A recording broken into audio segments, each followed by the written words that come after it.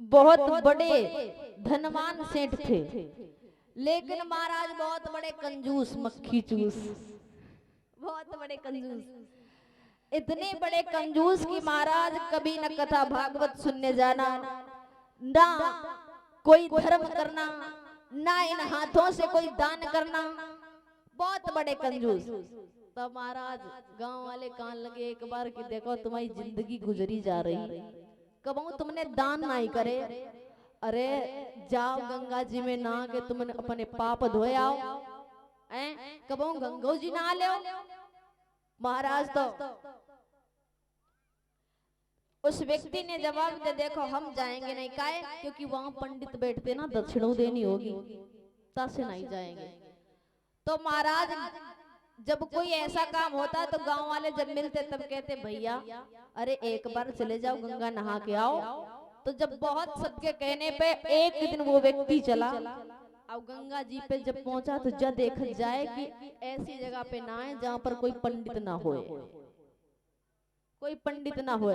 तो देखत देखत पहुंच गया कहां, जहां पर मुर्दे जलाए जाते थे। हाँ महाराज जब वहां पर पहुंचा तो देखा, देखो यहाँ पर कोई पंडित ना है, यहाँ पर आराम से नहा लेंगे और घरे चले जाएंगे। तो वहीं पे वस्त्र उतारे और उसी जगह से गया गंगा जी में, जैसे एक डुबकी लगाई, भगवान भोले बाबा पंडित के वेश में खड़े हुए गए, कहा निकारो दक्षिणा।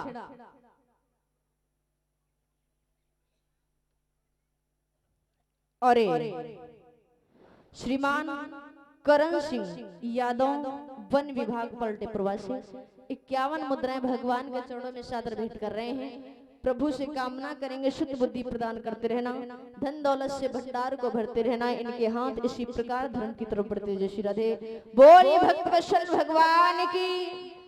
महाराज तो जैसे ही एक डुबकी लगाई तो शंकर जी आ गए साधु के वेश में, ब्राह्मण के खड़े हुए गए, जवाब दिया निकारो दक्षिणा। अपन वो व्यक्ति जो नहा रहा था वो सोचने लगा, देखो दक्षिणा के लिए हम कितनी दूर से चलते चलते आए यहाँ तक, और जहाँ मुर्दा जलाए जाते हैं वन पे नहाने आए, और तो पंडित पीछा नहीं छोड़े। अब भैया बड़े परेशान पंडित ने कहा, देखो यहाँ तो है नहीं पैसा हमारे पास, घरे जब आओगे तब तुम्हें देंगे। तो शंकर जी कहने लगे कोई बात नहीं, अब वो हते तो पंडित के वेश में, लेकिन हते शंकर जी कहे, बोले कोई बात नहीं घरे आएंगे। और देखो उसने वादा किया कि 1 महीने तक घर पे ना आना, 1 महीने बाद आना, तुम्हारी दक्षिणा दे दी जाएगी। बोले ठीक। व्यक्ति वहां से चला और गंगा जी बहुत दूर थी, लेकिन कोई वाहन पे नहीं बैठा, क्यों बैठेंगे तो पैसे देने पड़ेंगे, तो पैदल ही घर पहुंचे। धीरे धीरे एक एक दिन जब कटा, जब 1 महीने हुए तो शंकर जी फिर चले, ब्राह्मण का वेश बनाया, दरवाजे पे पहुंचे, बुलाया और समझ गया वो व्यक्ति। तो महाराज अपनी स्त्री से जा करके कहा कि जाओ जा करके कह दो कि उनकी तबीयत नहीं सही, वो बीमार पड़े हैं, फिर आना तब मिलेंगे। तब बेचारी पत्नी चली, जा करके पहुंची, जवाब दिया, देखो पंडित जी उनकी तो तबीयत नहीं सही, और फिर कब आना तो अपनी दक्षिणा ले जाना। शंकर जी कान लगे कोई बात नहीं, तबीयत नहीं सही ले आओ, या नमो तो देखे तबीयत। बोली नहीं उनकी तबीयत ज्यादा खराब है। पंडित जी कान लगे, देखो बिना दक्षिणा लिए हम जाएंगे नहीं। अब जब ये बात सुनी तो जवाब दिया, उनसे कह दो कि थोड़े दिन के बाद में फिर मिले।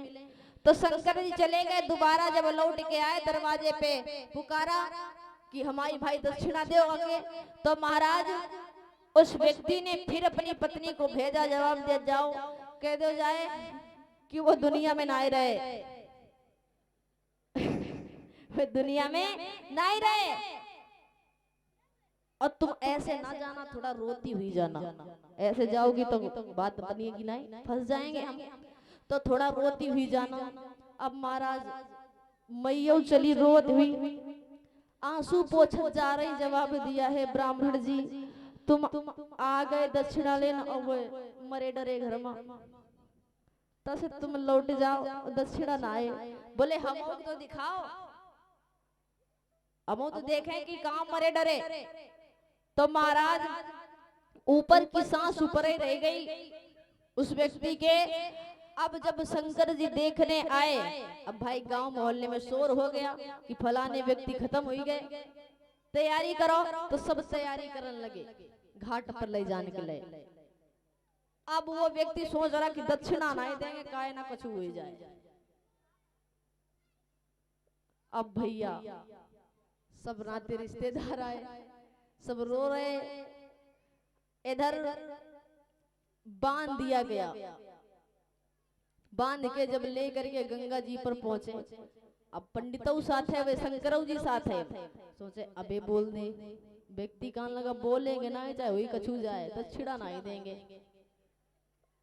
महाराज सब कुछ क्रियाक्रम हो गया। जब चिता जलाने की बारी आई तो शंकर जी कहने लगे भैया उठ के खड़े हो जाओ, तुम्हारे दक्षिणा की ना जरूरत, जाओ तुम कोई वरदान नहीं मांग लो, तुमको क्या चाहिए। व्यक्ति कान लगा पंडित जी तुम जो दक्षिणा मांग रहे थे उससे उद्धार कर दो, बस और कछु नहीं चाहिए, और कछु नहीं चाहिए। तो देखो दुनिया में ऐसे भी व्यक्ति पड़े हैं। ऐसे ही एक सेठ जी हते महाराज, तो सेठ पूरा दिन काम करे बेचारे सूखे चले जाएं, और सेठानी घर में खा के रबड़ी रोटी खूब मोटी हो चली जाए। और सेठ जी सोचे कि हम ससुर पतरे हो चले जब मोटी हुई रही है। तो एक दिन काम पे नहीं गए, चुपके से लौट आए तो देखा कि रबड़ी रोटी बनी रखी है, और रोटी बनाई 3। अब पंडित जी ने सेठ जी ने जवाब दिया अच्छा इसका मतलब ये खा खा करके तुम इतनी मोटी हो रही हो, आज 2 रोटी और रबड़ी हम खाएंगे। बोले नहीं 2 हम खाएंगे, अगर खाना है तो 1 ले लो। बोले नहीं आज तो 2 ही खाएंगे। अब 3 रोटियों पे झगड़ा, व्यक्ति 2 रोटी 3। बोले चलो जौन पहले बोले वही 2 रोटी खाए, जौन नहीं बोले वो मतलब जौन पहले बोलेगा वो 1 खाएगा, जो नहीं बोलेगा वो 2 खाएगा। बोले ठीक। अब परे रहे सबसे पहले उठने वाले व्यक्ति 12 बज गए। गांव मोहल्ले वाले सोचे इस तरह कि उनका सीताराम हो गया। भैया सीढ़ियां लगा के जब घर में पहुंचे तो देखा कि कोई किसी से नहीं बोल रहा, मुर्दे की बात लेटे। बोले गांव वाले इनका तो समापन हो गया, ले चलो। अब सेठानी अति मोटी और सेठ को नीचे पर आया, सेठ को सेठानी को ऊपर। अब सेठ और मरे जाए, अबे तक तो नहीं मरे थे लेकिन अब मर जाएंगे। अब सेठानी 1 कुंटल की। महाराज अब सेठो ना बोले, सेठानी ना बोले। सेठानी बड़ी कर रही, कतई नहीं बोली टस मस ना है, क्योंकि भैया उनसे का मतलब सेठाई सेठ जो होते बेचारे वे मरे जा रहे दबे। घाट पे जब पहुंचे तो सेठ बोले अरे तुम ही खा लो 2 रोटी, हम 1 कही बहुत। तो महाराज ऐसे काम मत ही करियो, आधी रोटी बहुत बहुत बहुत है ना। और पति के साथ में कोई छल नहीं करना चाहिए। महाराज घर में जब बंटवारा करके भोजन करोगे तो वही शरीर में लगेगा। और सोचो चतुराई से रबड़ी रोटी खाएं, उन्हें नमक रोटी खाऊं मैं तो का बहुत से पार हो जाओगी, कब ना आए। महाराज बताया जाता है सारा दिन काम करने के बाद में जिस घर में बैठ करके एक जगह पर सारे परिवार वाले भोजन करते हैं उस घर को स्वर्ग बताया जाता है। ये थोड़ी ना कि अलग अलग चूल्हे जल रहे, घर में 2 भाई हैं तो 3 चूल्हे रखे, एक माँ को रखा, ऐसा नहीं। घर में 3 लोग हो, 3 व्यक्ति हो तो वहां पर सिर्फ 1 चूल्हा जलना चाहिए और भोजन बांट के खाना चाहिए। इसी में भलाई है। मैया सरस्वती भी उसी के घर में वास करती हैं जहां बेटी और बहू बराबर हंसती है। उसके घर में कभी नहीं जाती जहां पर बहू रोती हो और बेटी हंसती हो। कभी लक्ष्मी नहीं जाती, लक्ष्मी तो सदैव वहां वास करती है जहां बहू बेटी बराबर हंसती है। याद रखना। तो बहू और बेटियों को इज्जत देना सीखो। अपनी बेटी अपनी नहीं, पराई भी अपनी है, वो तो अपनी से भी बढ़ के है। क्योंकि महाराज अपने माता पिता को छोड़ करके तुम्हारे घर में आई है, तुम्हारे लिए, तुम्हारे वंश को आगे बढ़ाने के लिए, तुम्हारे घर की मर्यादा को रखने के लिए पराए घर से जो लड़की आई है उसकी तुम भी मर्यादा रखो। बोली भक्त वत्सल भगवान की, सच्ची दरबार की, कृष्ण कन्हैया लाल की। महाराज परीक्षित अब बताओ कहाँ पे कथा कह रहे थे? कजुआ हो गए का?